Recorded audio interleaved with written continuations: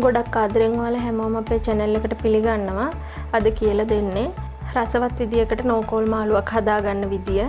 ඔයාලා අපේ channel එකට අලුත් කෙනෙක් නම් subscribe කරලා එකතු වෙන්න. ඒ වගේම ඔයාලගේ අදහසත් අපිට පහලින් comment කරන් යන්න අමතක කරන්න එපා. අපි බලමු වීඩියෝ එකට ගිහිල්ලා කොහොමද හදාගන්නේ කියලා. කපලා හොදලා ගත්ත නෝකෝල් ගෙඩියක් අරන් තියෙනවා. මේ විදියට පොඩිවට තමයි කපලා තියෙන්නේ.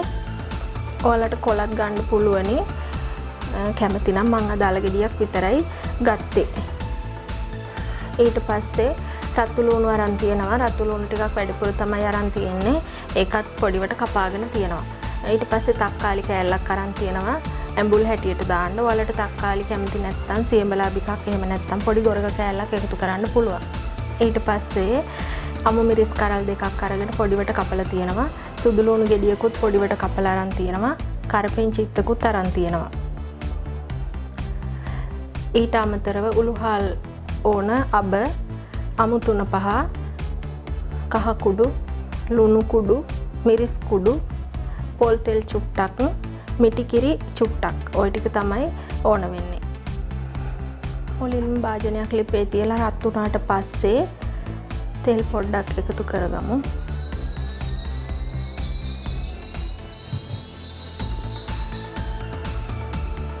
තෙල් ටික රත් වීගෙන එනකොට අබ එකතු කරගමු.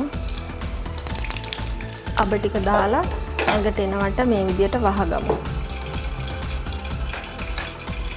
ඊට පස්සේ අපි සුදු ලුණු ටික දාගමු.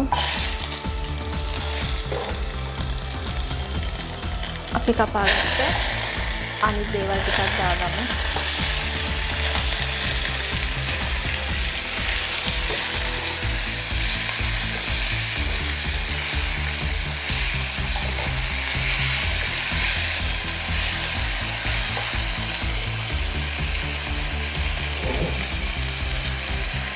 ඊට පස්සේ අපි කපාගත්ත නෝකෝල් ටික එකතු කරමු.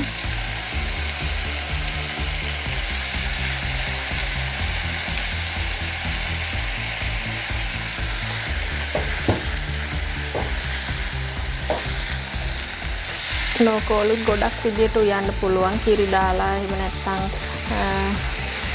බැදුමක් හැටියට හදාගෙන ගොඩක් ක්‍රමවලට පුළුවනි.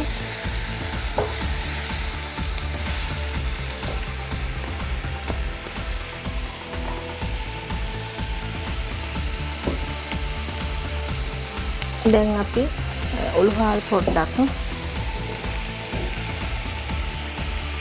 කහ කුඩු පොඩ්ඩක් දාගමු.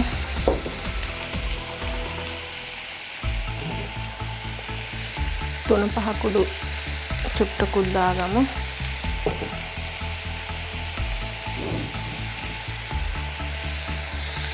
ලුණු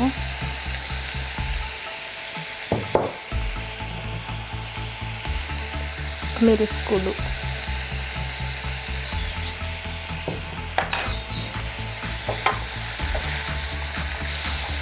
ඒ ටික දාගෙනත් මේ විදියට කලවම් කරගන්නවා.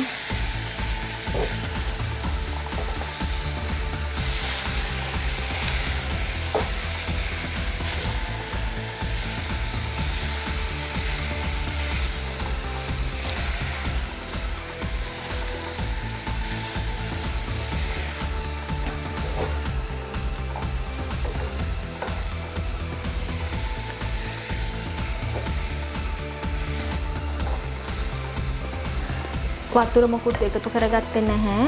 මම මේ විදියට අඩු ගින්දරේ විනාඩි 4ක් විතර වහලා උයා ගන්නවා.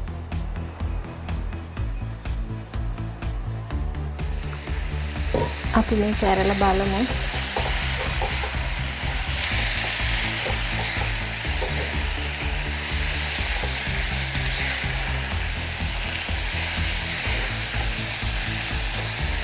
මේ විදියට ඉදිලා තියෙන්නේ. අපි මේ වෙලාවේදී තියාගත්ත මිටි කිරි වලින් චුට්ටක් එකතු කරගමු.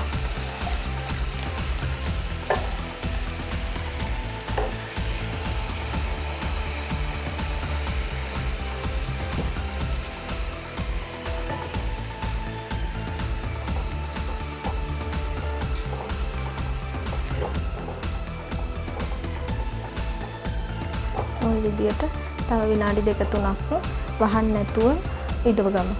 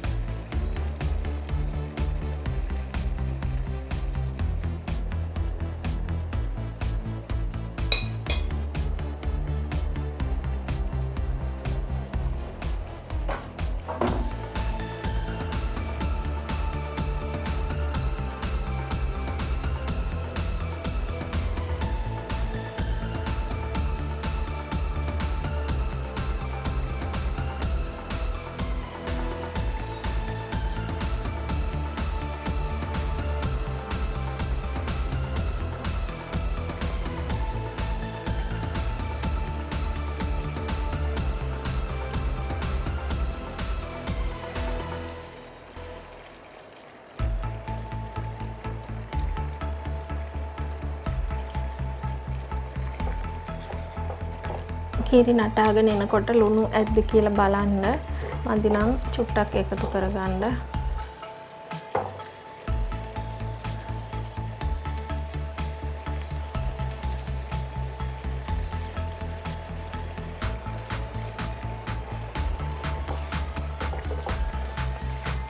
ගොඩක් වෙලා මේක පැහෙන්න දෙන්න ඕනේ නැහැ. පොඩ්ඩක් වෙලා රත් වුණාම ඇති. මම දැන් ලිප ඔෆ් කරගන්නවා. ඔන්න ඉතින් රසවත් නෝකෝල් මාළුවක් අපි හදාගෙන ඉවරයි. එහෙනම් මේ වගේම තවත් අලුත් වීඩියෝ එකකින් ආයෙ හමු වෙමු.